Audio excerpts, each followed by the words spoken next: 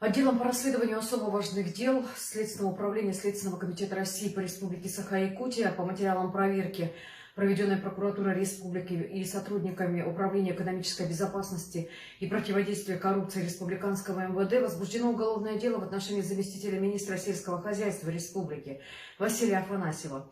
Он обвиняется в получении взятки в особо крупном размере, а также злоупотреблении должностными полномочиями, повлекшими тяжкие последствия.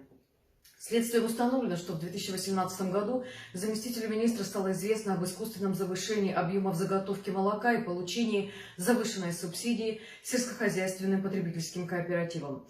Как полагает следствие, желая извлечь для себя материальную выгоду, Афанасьев обязал директора кооператива ежегодно перечислять ему денежные средства за общее покровительство и оказание содействия при незаконном получении субсидий. По данным следствия, за период с 2018 по 2021 годы замминистра получил от директора предприятия взятку в общей сумме свыше 1 миллиона 100 тысяч рублей. Кроме того, являясь председателем комиссии по отбору получателей субсидий на заготовку и сдачу молока, он обеспечил незаконное предоставление Министерством сельского хозяйства из бюджета республики повышенной субсидии данному сельхозтоваропроизводителю. Преступные действия заместителя министра повлекли тяжкие последствия, которые выразились в причинении бюджету республики Саха-Якутия материального ущерба в размере свыше 40 миллионов рублей. В настоящее время в рамках расследования проводятся следственные и оперативные мероприятия, направленные на сбор и закрепление доказательственной базы.